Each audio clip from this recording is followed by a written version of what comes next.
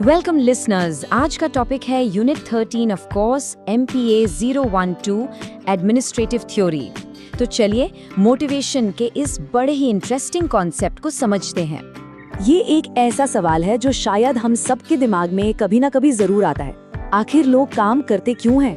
क्या ये सिर्फ पैसा है या पावर या फिर काम में मिलने वाली खुशी? चलिए इसी को थोड़ा और गहराई से जानते हैं। तो देखिए, आज की इस चर्चा में हम क्या क्या समझने वाले हैं। सबसे पहले मोटिवेशन के इस सवाल को ही देखेंगे, फिर डगलस मैकग्रेगर की दो दुनियाओं थ्योरी X और थ्योरी Y को एक्सप्लोर करेंगे। उसके बाद हम विक्टर व्रूम की एक्सपेक्टेंसी थ्योरी को समझेंगे और आखिर में ये देखेंगे कि एक मैनेजर इन सब आइडियाज को असल में कैसे इस्तेमाल कर सकता है। तो सबसे पहले आखिर ये मोटिवेशन इतना जरूरी है ही क्यों? देखिए, मोटिवेशन ही वो अंदरूनी आग है जो लोगों को काम करने के लिए उकसाती है। सच पूछिए तो अक्सर एक कामयाब और एक नाकाम ऑर्गेनाइजेशन के बीच का सबसे बड़ा फर्क मोटिवेशन ही होता है।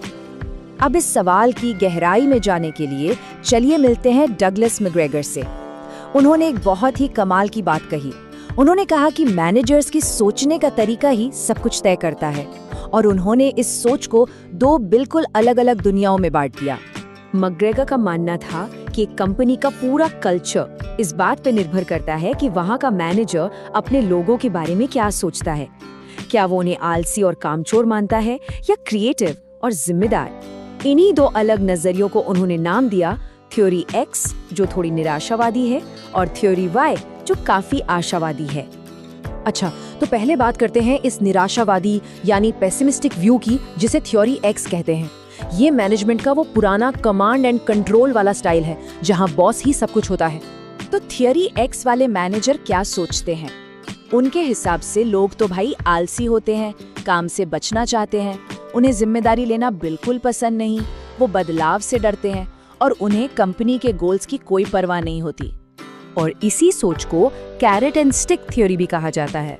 मतलब या तो लालच दो यानी गाजर दिखाओ, या फिर सजा का डर दिखाओ यानी छड़ी।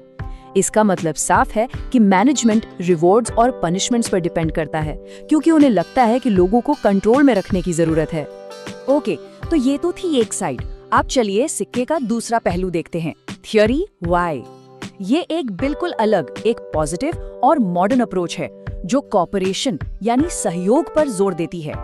थ्योरी Y मानती है कि अरे नहीं, लोग आलसी नहीं होते, बल्कि अगर उन्हें सही एनवायरनमेंट मिले ना, तो काम उनके लिए खेल या आराम जैसा नेचुरल हो सकता है। लोग जिम्मेदारी लेना चाहते हैं और काम से उन्हें खुशी मिल सकती है। तो थ्योरी Y का पूरा फोकस इंटीग्रेशन पर है, मतलब कंपनी के गोल्स और एम्प्लॉय के पर्सनल गोल्स को एक साथ जोड़ना। यहाँ मैनेजर का रोल बॉस का नहीं, बल्कि एक फैसिलिटेटर या एक हेल्पर का होता है, जो टीम को उनकी असली काबिलियत तक पहुँचने में मदद करता है। और इस टेबल में तो ये फर्क बिल्कुल साफ दिख रहा है ना। देखिए, प्लानिंग में थ्योरी X वाला मैनेजर अकेले ही सब तय कर देता है, जबकि थ्योरी Y में सब मिलकर प्लान करते हैं। वहीं लीडिंग में एक तरफ तानाशाही है तो दूसरी तरफ पार्टिसिपेशन है, और कंट्रोलिंग में एक तरफ सुपीरियर जज बना बैठा है तो दूसरी तरफ वो एक कोच की तरह काम कर रहा है। मैकग्रेगर की थ्योरीज तो इंसान के नेचर पर बेस्ड थी, लेकिन क्या हो अगर मोटिवेशन नेचर का नहीं बल्कि हमारे चॉइस का मामला हो? यही आती है विक्टर व्रूम की एक्सपेक्टेंसी थ्योरी, जो इंसान की सोचने समझने की शक्ति पर फोकस करती है। व्रूम का कहना था कि हम लोग सोच समझकर फैसले लेते हैं। हम कोई भी काम करने से पहले सोचते हैं, यार इसको करने से मिलेगा क्या, और जो मिलेगा वो मेरे लिए इम्पोर्टेंट है भी या नहीं। मतलब ये एक कैलकुलेशन का प्रोसेस है। उनके हिसाब से ये पूरा प्रोसेस एक कैलकुलेशन है।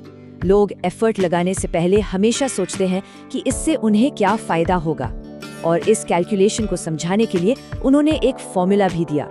इस फॉर्मूला के 3 इम्पोर्टेंट पार्ट्स हैं, वेलेंस, एक्सपेक्टेंसी और इंस्ट्रूमेंटैलिटी। डोंट वरी, नाम थोड़े टेक्निकल लग सकते हैं, पर कॉन्सेप्ट बहुत सिंपल है।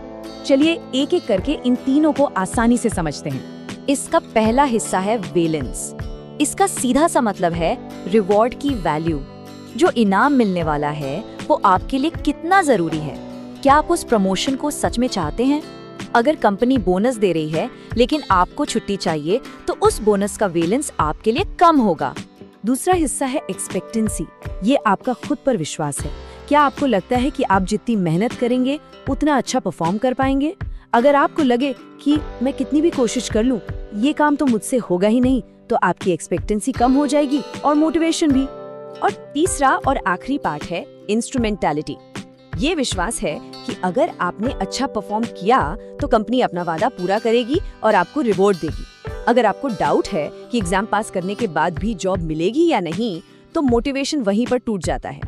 तो हमने मैकग्रेगर और व्रूम दोनों की थ्योरीज को समझ लिया, पर इनका रियल वर्ल्ड में क्या काम? एक मैनेजर इनको आखिर इस्तेमाल कैसे करेगा? देखिए, इनको एक दूसरे के खिलाफ नहीं देखना चाहिए।